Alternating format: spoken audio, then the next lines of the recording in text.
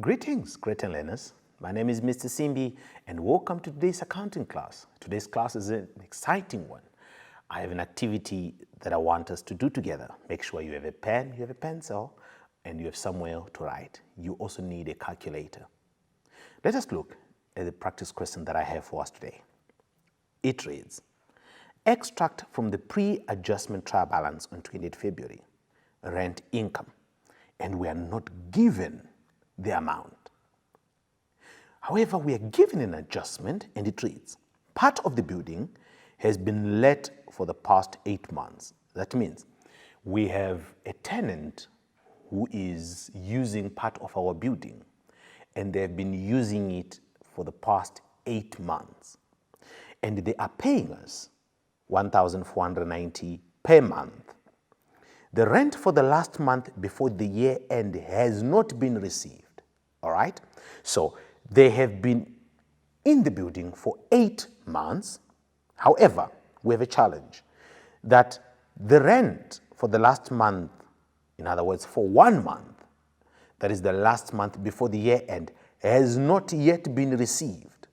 That means they have paid us for 8 minus 1, that gives you 7 months. They have paid us rent for 7 months. That simply means I can get this amount that is on the question mark there.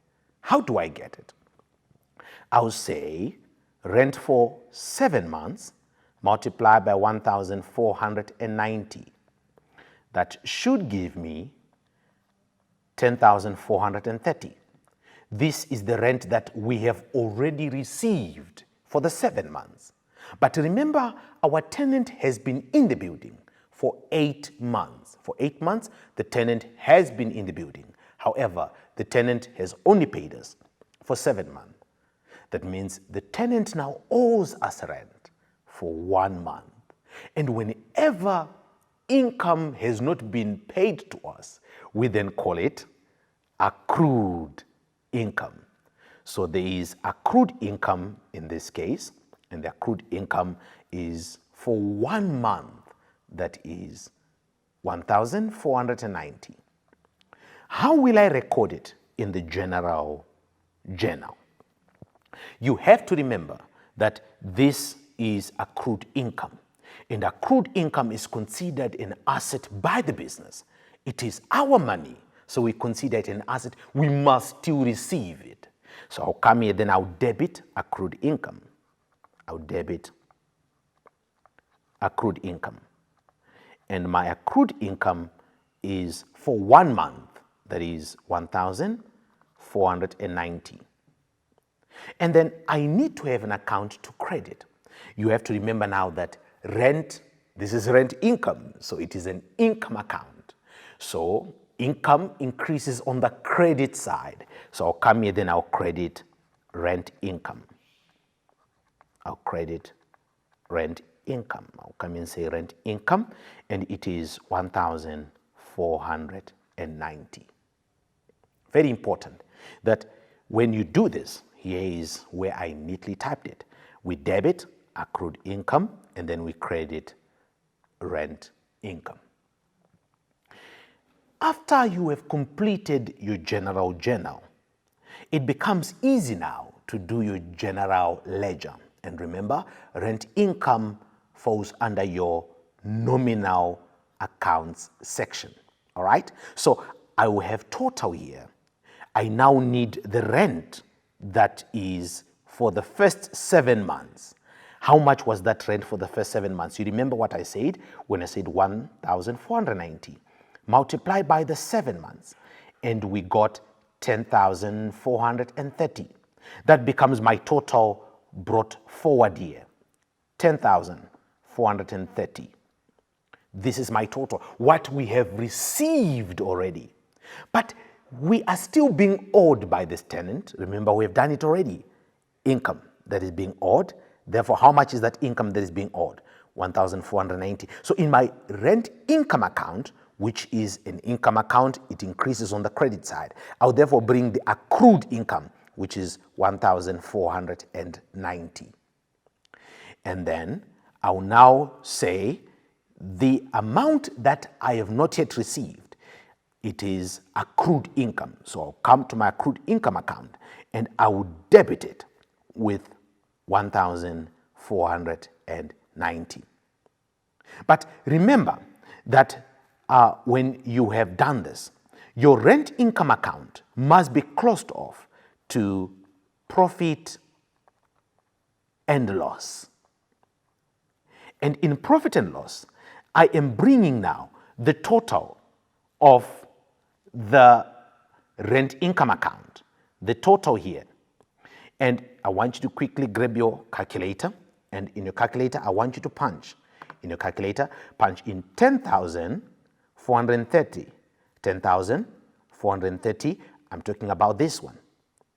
Then add 1,490. You add these two amounts. How much do you see on your calculator?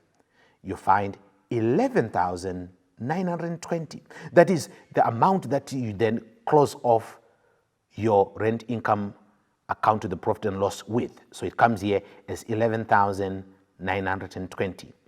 So when I come now to my profit and loss, I will say rent income, it becomes 11,920. This is rent for the 8 months that the tenant has been in our building. Very important that your rent income account is then closed off to the profit and loss account on the credit side. When completing your accounting equation, it is very important that you rely on what you would have done in the general journal. Remember, in the general journal, we debited our accrued income and we credited our rent income. When you come here now, you're simply saying again, which account did we debit? We debited our accrued income. We debited our accrued income. Remember, this is accrued. This is income that we're still to receive. That makes it an asset to the business. So I'll come to my assets and I'll say plus 1,490. And we credited rent income. And rent income, remember, income increases on the credit side. So I'll come here, then I'll say rent income. That means we're increasing our income. And income affects owner's equity. And once income is increasing, our owner's equity is increasing. So I'll come and say plus 1,490. And it will have no effect on the liabilities. Let us continue. We have another activity again, and it says, extract from the pre-adjustment trial balance on 28 February. Telephone. And the trial balance, 11,400. Now, this is now an expense. And it reads, on the adjustment, the telephone account for the past 2 months has not been paid. Telephone cost per month is 1,140. So if telephone cost per month is 1,140 and we're told for the past 2 months we have not yet paid, it means I'll take my 1,140 multiplied by the 2 months. That means I'm owing telephone for 2,280. That is what I'm owing for the 2 months. This now is an expense. That means we have an accrued expense. Which account then do we debit? We debit our expense, which is telephone. We debit our expense, which is telephone, and we debit it with 2,280. And we credit accrued expense.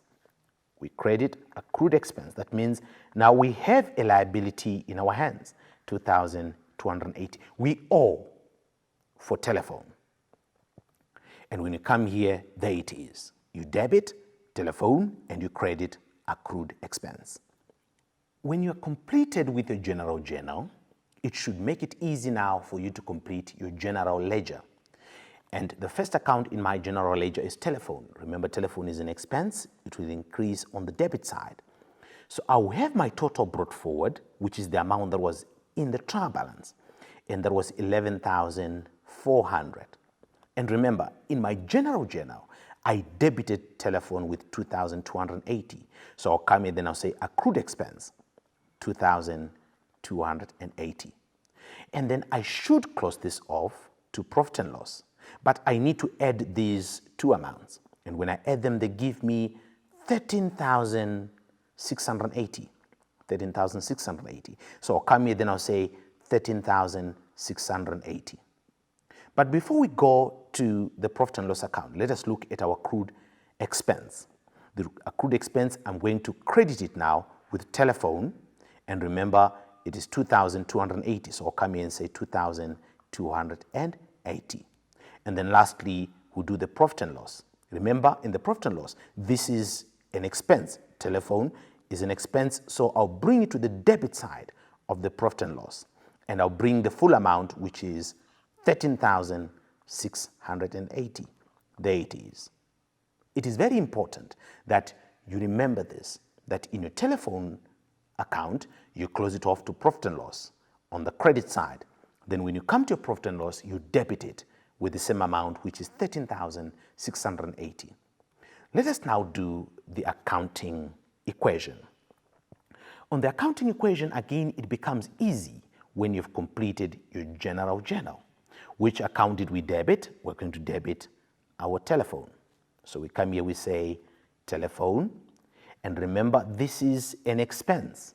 So we're coming now to our owner's equity and we're decreasing it by 2,280 minus 2,280.